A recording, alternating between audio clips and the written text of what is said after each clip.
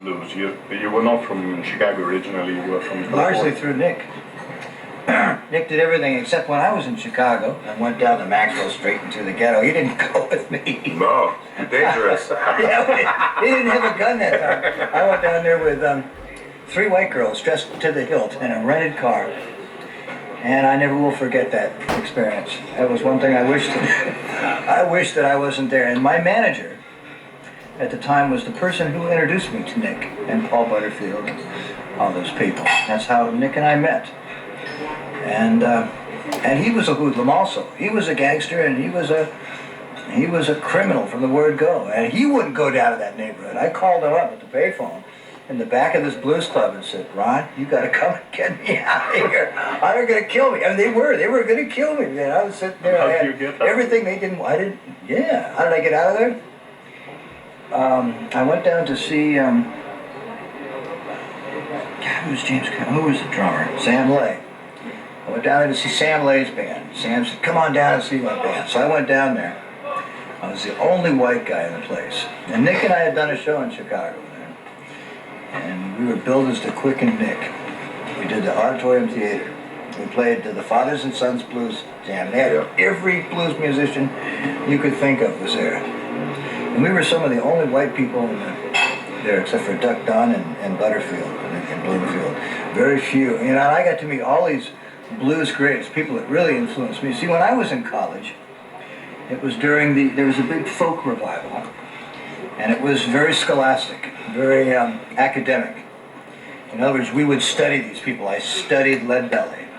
I studied Blind Lemon Jefferson. And I studied Lightning Hopkins. I discovered Lightning Hopkins in a bargain bin in someplace. And John Lee Hooker.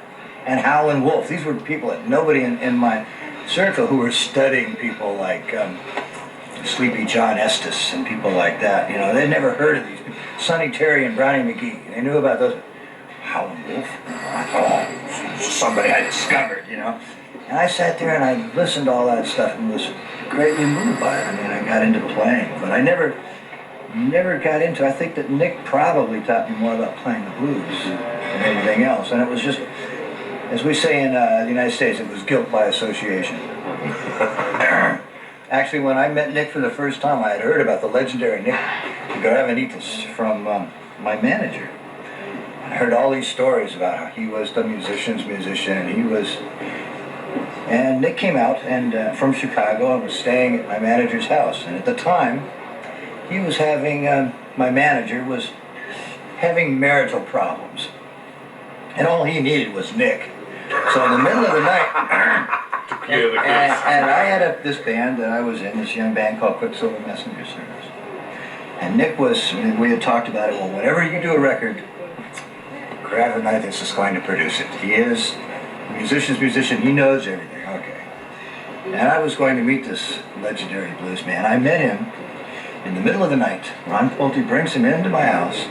Nick is, as we say in the United States, shit-faced drunk. He is out of his tree.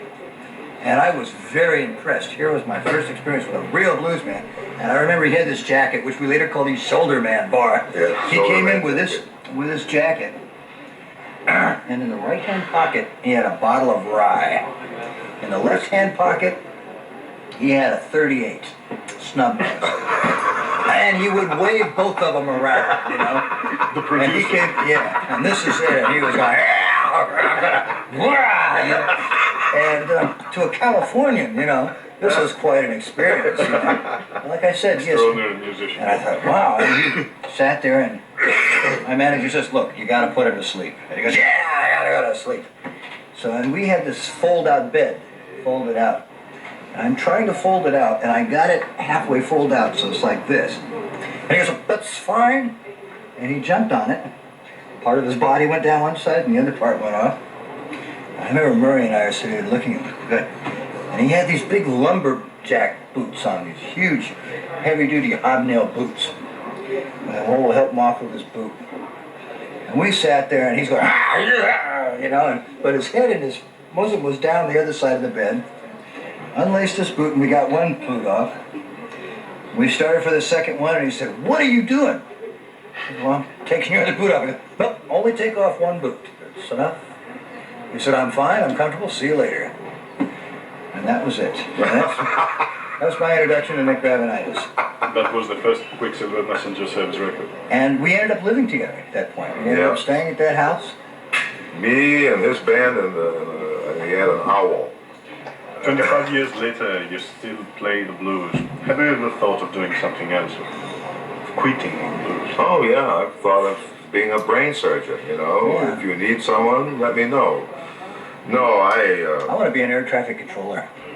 I was playing a gig in North Beach, San Francisco. The place was full. My band was sounding fabulous. People were having a great time and dancing. And I remember earlier in the day I'd read a quote in a magazine about some rock and roller was giving an interview. And he was telling the guy, he said, "Well, the one thing I don't want to ever wind up being is being 40 or 50 years old playing rock and roll in some small club, you know." And here I was, you know, exactly that. Doing exactly what he's saying he'd never do, you know. You liked it? I liked it, the people liked it, everyone liked it. We were having a ball. Yeah. You know, I mean, what did he know, you know? I can remember doing an interview saying once I never intended to live this long. No, I like being a blues man. It's a good life. 16 months ago, you recorded a live set in Athens. What were your experience from that recording? From that concert, first of all? Concert? Well, you see, that was the first time I was ever in Greece, so you've got to know that everything I did, whether it was the concert or going to the bathroom, didn't matter, was a special experience for me, you know. First time is always one that you remember, you know, no matter what it is. Yeah. First time you have a girlfriend, first beer you ever drink, you remember these things. So everything I did that tour was special, you know, I remember it all, you know. Now it's the second time that you come. You think you